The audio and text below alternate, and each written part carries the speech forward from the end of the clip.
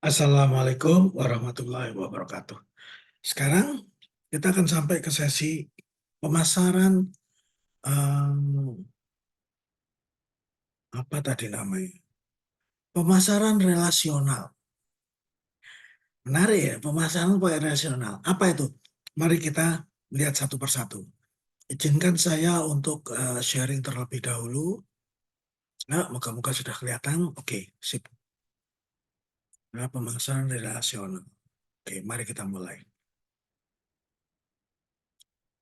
Pemasaran relasional itu sendiri adalah satu proses kita mengidentifikasi, building up, membangun, kita retensi, mempertahankan, percepatan, jika perlu kita putuskan hubungan, cut off, dengan pelanggan dan pihak lain yang berkepentingan terhadap perusahaan untuk memperoleh laba. Jadi intinya adalah pada hubungan dengan pelanggan tersebut.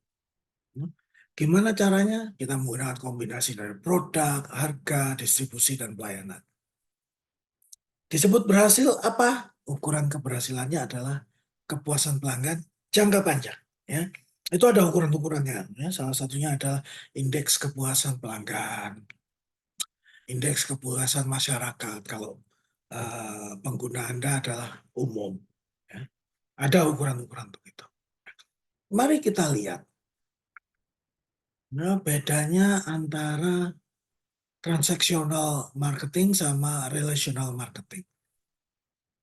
Kalau transaksional yang biasa kita lakukan, itu adalah dia mengelola produk-produk perusahaan, portofolionya, dimodifikasi parameter-parameter, bauran pemasaran, supaya dapat 4P atau 7P yang optimal. Itu transaction, marketing. Tapi kalau relational, marketing, itu mengelola portofolio buat apa? Bangun hubungan bisnis jangka panjang. Jadi kita lihat durasinya itu lebih panjang pada pemasaran relasional, ya. Kalau di, apa namanya, transactional marketing, pemasaran transaksional, itu adalah, 4P, product, price, place, promotions. Ada segmentasinya, branding. Tapi kalau yang ada di, relasional, itu lebih ke arah bagaimana interaksi ya, bukan interkasi ya. Interaksi, hubungan, dan networking-nya, ya. Fokusnya selain pada produk dan jasa, pada pelanggan.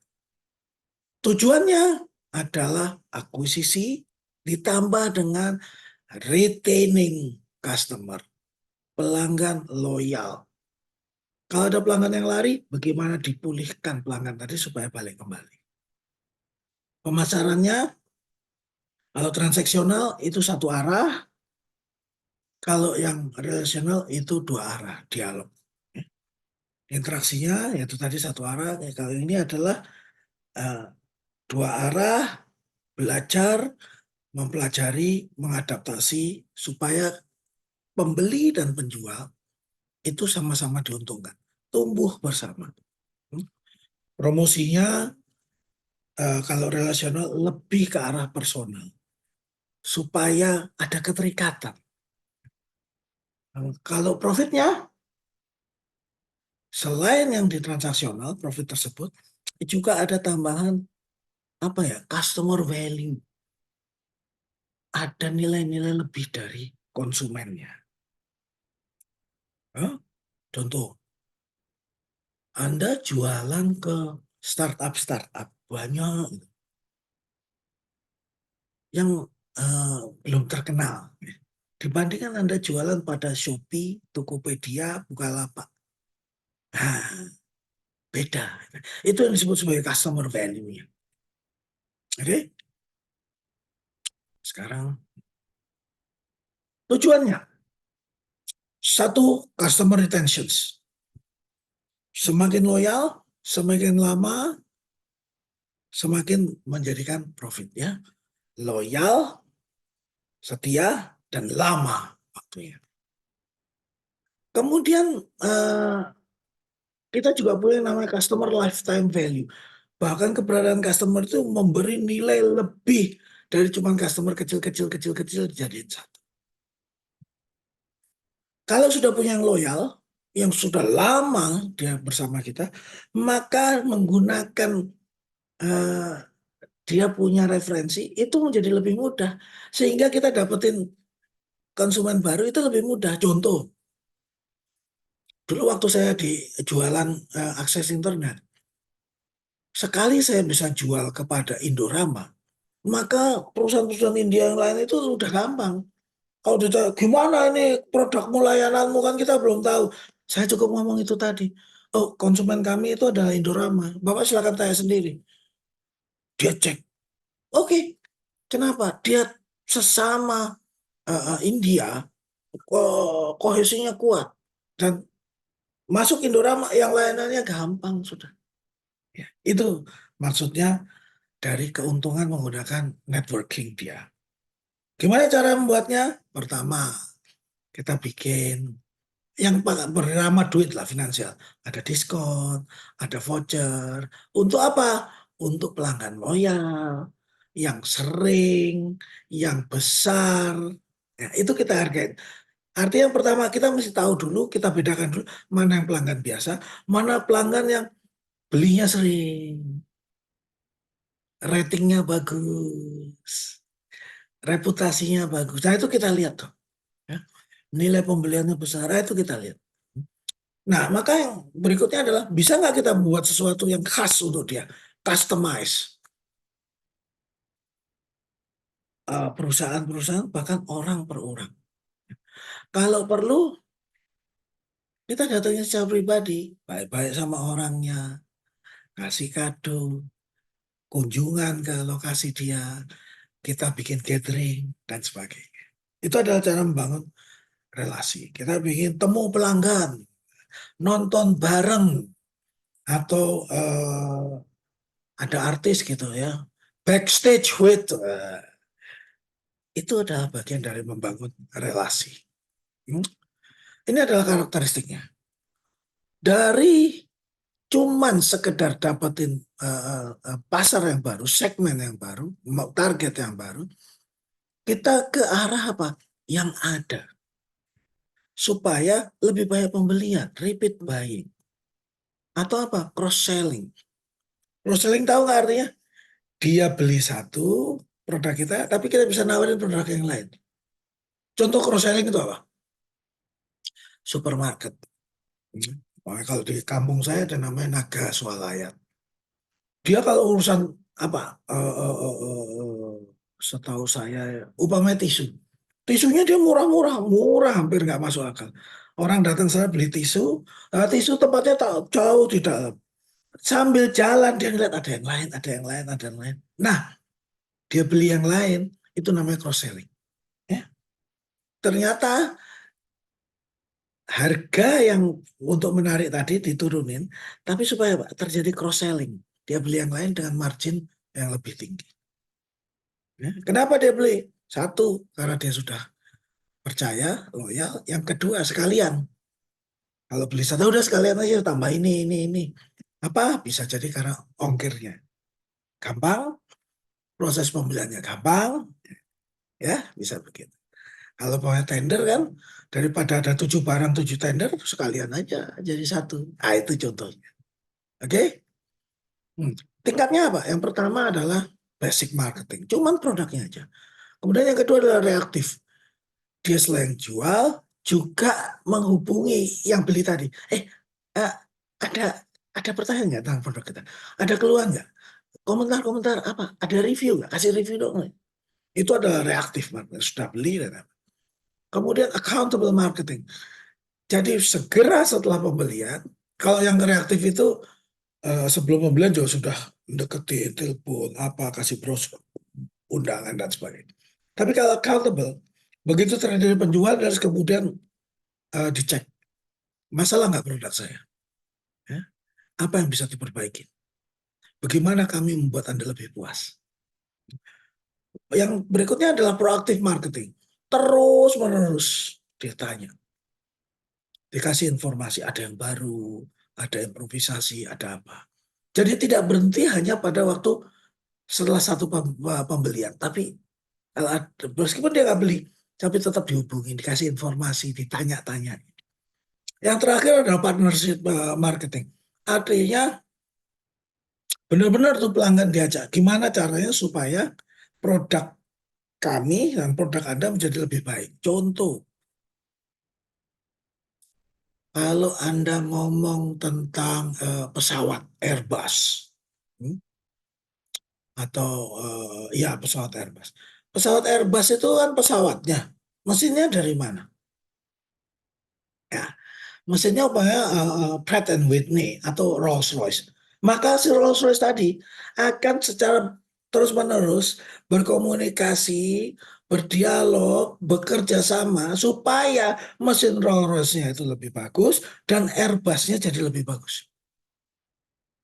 Itu contohnya ya. Jadi saling menguntungkan. Dimensinya yang pertama itu adalah uh, biasa trust-nya ya dibangun, diterima, akhirnya terjadi harmoni.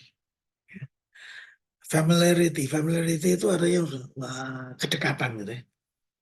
Mengerti antara oh ya paham paham paham atau iya saya aware, saya sadar itu kalau dia gini gitu.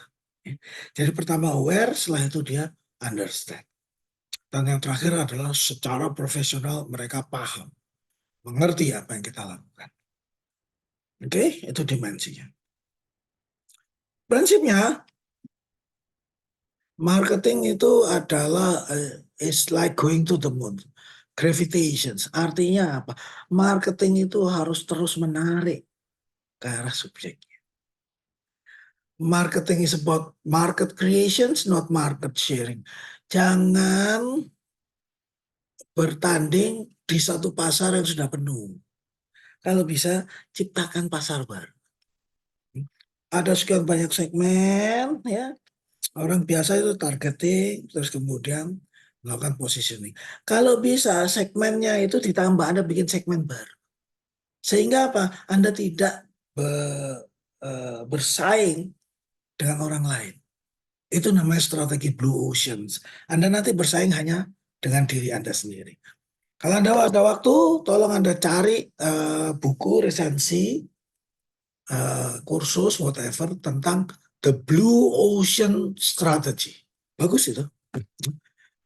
Kita tidak bersaing dengan orang lain, tapi kita bersaing dengan diri sendiri. Marketing is about the process, not promotional tactics. Artinya, bukan cuma taktik di ujung, tapi ini proses yang dilakukan secara sambung menyambung dan terus menerus.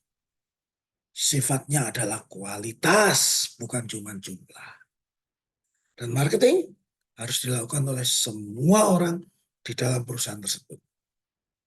Kenapa? Ingat ya, ada namanya packaging dulu di 7B. Packaging ini artinya orang-orang mulu kayak gimana. Maka setiap karyawanmu itu adalah display dari produk jasamu, barang.